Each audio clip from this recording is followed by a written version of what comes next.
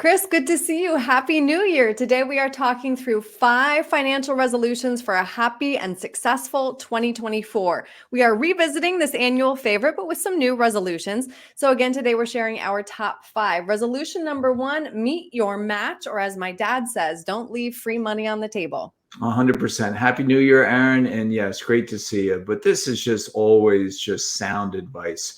Anybody worth their salt that's in the financial services industry will tell you always to meet up to the match from an employer contributing plan. They're called defined contribution plans. So not only does the employer put in money, but the employee has an opportunity to put in money and is getting free money up to the match. And, 2024 has raised the ceiling. So if somebody really has the ability to wherewithal, we strongly encourage to do as much as possible. This year's number is 23,000. And then if you're over age 50, then the government allows a catch-up contribution of $7,500. So you could put away $30,500 for your future self. So it's really important and great advice to do so.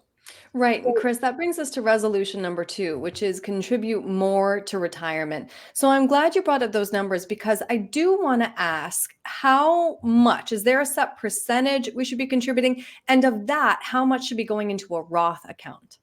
So percentages are a tricky, rule of thumb. I was introduced to the concept of saving for my future self early in my career, and it was suggested at 10%.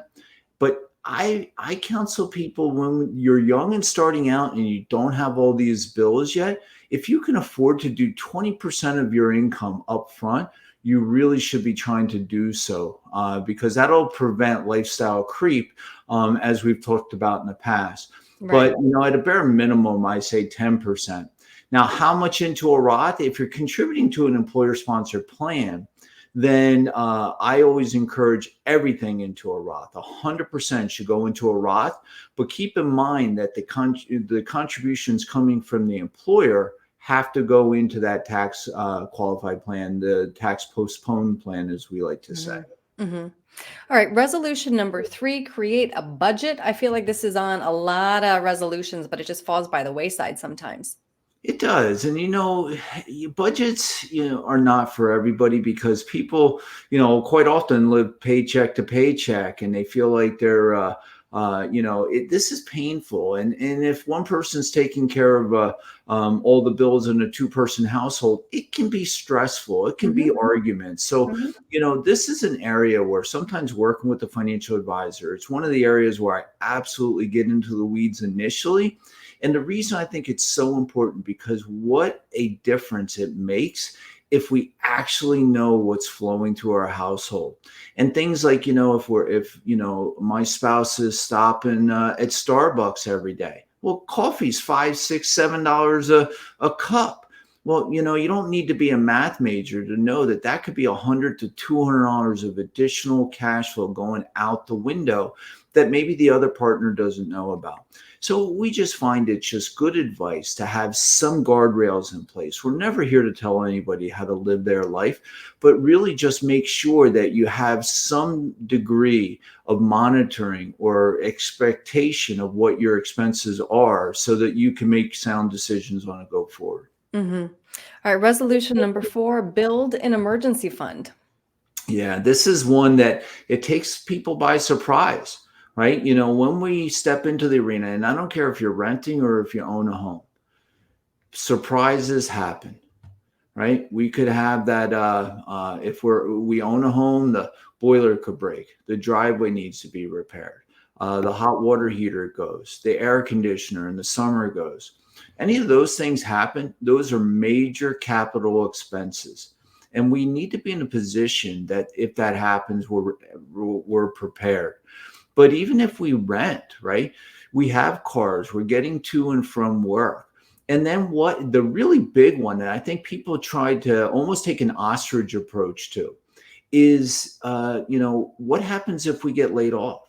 What happens if we lose our job? Can we meet and pay our expenses? And it's typically suggested for a single household to have 3 months of expenses saved in emergency reserves. And then a married couple should at least have 6 months. And that will help weather storms, expected or unexpected. Mm-hmm. All right, last resolution, insure yourself. Having that emergency fund is a great first step, but insuring yourself means that you and your family will be okay in case the worst happens.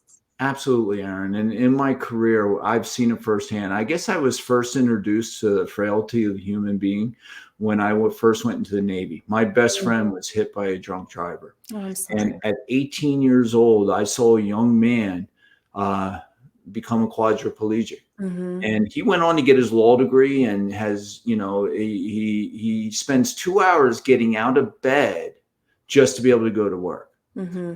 And the reason I share that is because we need to not have the attitude, oh, it can't happen to me. What if it does? And that's just a disability, right? That's just an injury. What if that uncertainty, health happens, right? And we lose a loved one that we're dependent upon, right? So it's not, oh my God, they're going to get rich off me if I pass away. No, that's a wrong attitude. If you love your spouse, you need to make sure that your spouse and your children, should you not be there, can replace the income that you were, or maybe you're not even working. Maybe the under valued person is the caretaker of the children. Because if somebody is taking care of the children and they turn around, you're going to have to hire somebody to come in, or you're going to have to stop work to be able to perform that Right, duty. right. So, I'm passionate about insurance, and it's not a 4-letter word. Mm-hmm. So I'm sorry, but I just, when I'm speaking to clients, I speak from the heart, from experience, and I encourage people. It's ultimately their decisions. And then, you got to get it while you can, because if things happen where you can't get insurance, your disability prevents you. I was on a call last week where somebody was thinking about disability and they had a back injury. And the whole reason they wanted it was just, well, in case I hurt my back again, I want somebody else to pay for it. It doesn't work like that. And Mm-mm. it's the same thing with life insurance, Right. right? Is if you wait until you have cancer or have some debilitating, deteriorating, or health prohibitive disease, the insurance companies aren't going to cover you. So make sure you get, and the one thing I'll leave with, you can't count on the plans that are just at work. Although they're a good first step, you must personally own the insurance, because if you lose your job, leave your job, something happens, you don't own those policies, or to segue into them is very, very cost prohibitive. Mm-hmm. What I hear you saying, Chris, all these resolutions come back to peace of mind, right? Taking care of yourself and your family, which I know you are very passionate about. So if somebody would like your help with any of these resolutions, or if they want you to hold them accountable to their own resolutions, what's the best way to reach you? So I just like to start out with my phone number. So we're always a phone call away, right? 732-302-1810. If you call us, we like to pride ourselves with getting back to you right away. Or send us an email, right? Chris@professionalplanningservices.com. And there's our website right there. You can peruse our website. You can see what we're about. We've been doing this for a long time, and we take this, the trust that people are putting with us to make sure that their I's are dotted and T's are crossed, we take very personally. So Erin, thank you so Absolutely. much for having us on, and Happy New Year, everybody. Happy New Year, Chris. Thank you. All right. Bye-bye.